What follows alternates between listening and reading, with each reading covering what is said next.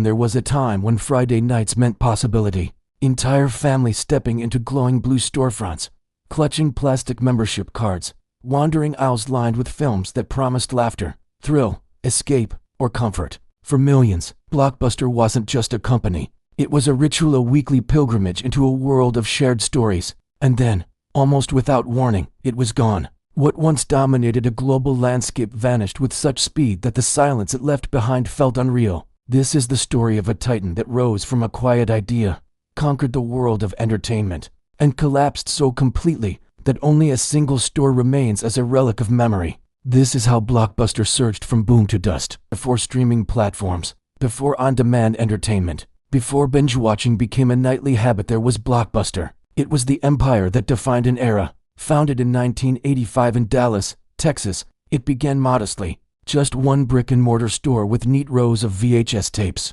and a vision of making movie rentals fast, convenient, and family-friendly. In its early years, Blockbuster didn't roar into the market. It crept quietly, consistently. But every step it took, every store it opened, every innovation it introduced carried an unmistakable purpose: to dominate home entertainment. By the late 1990s, Blockbuster wasn't simply a company, it was a cultural anchor. It shaped habits, dictated choices, and became a symbol of Friday night freedom. And with nearly 9,000 stores worldwide, it seemed untouchable. But beneath its confidence, beneath the empire of rental cases and late fees, the seeds of its destruction had already begun to sprout. Blockbuster's rise was built onto powerful ideas, scale, and certainty. Founder David Cook realized something no competitor had fully pursued: movies could become a streamlined, predictable business. If every store looked the same, worked the same, and offered the same experience, customers would know exactly what to expect.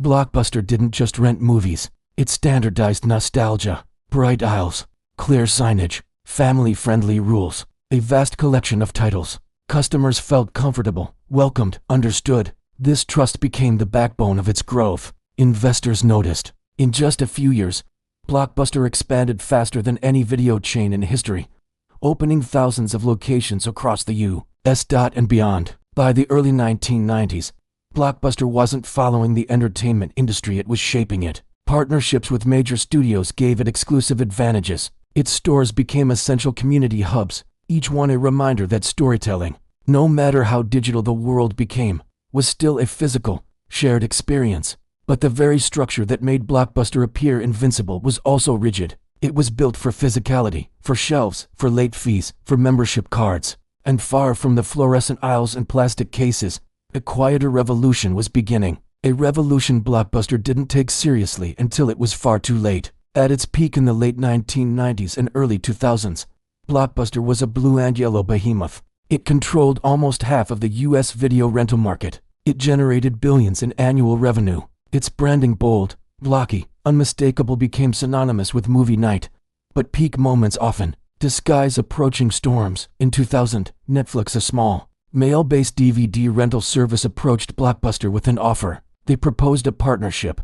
Netflix would run the online side of the business, while Blockbuster would handle in-store operations. Together, they could dominate the future. Blockbuster laughed them out of the room. To the executives, Netflix seemed insignificant, a tiny startup with no stores, no evening crowds, and no footprint. Blockbuster had built an empire. Why share it? But the world was shifting, quietly, steadily. Consumer impatience grew. Internet speeds increased. Technology advanced. And while Blockbuster stood confident atop its kingdom of physical stores, Netflix prepared a different weapon entirely: convenience without constraints. The boom had reached its height. And from that height, the fall would be sudden and merciless. Blockbuster's downfall didn't come from one catastrophic event. It came from a series of missed signs, each one small enough to ignore, yet collectively large enough to destroy. Netflix grew and grew and grew. Blockbuster dismissed them again. Streaming began to emerge. Blockbuster hesitated. Customers grew weary of late fees.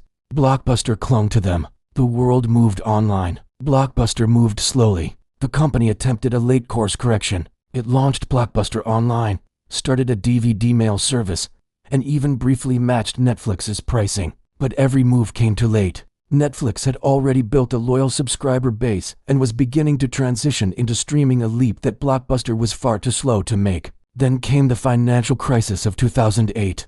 Consumers cut back, stores closed, debt mounted. Blockbuster, burdened with massive operational costs and thousands of physical storefronts, could no longer compete with a business model built on digital efficiency. In 2010, Blockbuster filed for bankruptcy. The titan of Friday nights had fallen. What had once felt permanent, essential, and untouchable now seemed like an artifact from a different age. The boom was over. What remained was dust. After bankruptcy, Blockbuster tried one final gasp toward survival. Dish Network acquired the brand and briefly maintained a handful of stores, hoping to revive loyalty through hybrid strategies. But nostalgia alone couldn't save an outdated model. Streaming exploded. Netflix surged. Hulu, Amazon Prime, and later, dozens of competitors flooded the market. Every option was instant. Every movie was available without getting off the couch. The physical inconvenience that once felt charming now seemed archaic. Blockbuster stores vanished slowly at first, then all at once. Today, only one store remains in Bend, Oregon, a lone survivor, a living museum, a reminder of a world before constant connectivity. It functions less as a business and more as a relic of collective memory, a place where people can feel the texture of a lost era. Blockbuster did not die because it lacked customers. It died because it lacked vision. It died because it believed its boom would last forever. It died because it failed to imagine a future where its kingdom of shelves and aisles could turn to dust. Blockbuster's story is more than a nostalgic tale about movies and Friday nights. It is a lesson about power, change, and impermanence. It is a reminder that even the largest empires can crumble when they refuse to adapt. It is a warning that success is not safety, and leadership is not immunity. Every rise contains the possibility of collapse. Every boom carries the seeds of dust. Blockbuster teaches us that the world does not stand still for giants. Innovation does not wait for approval. Progress does not negotiate. And the future does not reward those who cling to the past. But there is something deeply human in this story too. The rise of Blockbuster reveals our desire for connection, for shared rituals, shared spaces, shared escapes. Its fall reveals our weakness for comfort and routine, even when change stands right in front of us. Its legacy now lives in memories, the thrill of finding the last copy of a new release, the disappointment of seeing a movie checked out, the subtle electricity of wandering aisles with friends or family, imagining the world inside each plastic case. Those memories matter. They remind us that technological progress doesn't erase the emotional weight of the past, it simply buries it under new habits. From boom to dust, Blockbuster represents a universal truth. Every era ends, every success is temporary, and every monument eventually becomes a museum. In the end, the fall of Blockbuster isn't just about a company. It's about us, our ambitions, our blind spots, our hunger for innovation, and our reluctance to let go. It is a story about how quickly the world can shift, how easily certainty dissolves, how even the brightest icons can fade in the shadow of what comes next. But perhaps the greatest lesson is this: nothing is guaranteed. Greatness must evolve, or it will evaporate. And in a world that moves faster every year, the distance between boom and dust grows shorter with every innovation. Blockbuster may be gone, but its story endures, a cautionary tale, a nostalgic memory, and a reminder of how impermanent even the most powerful things can be.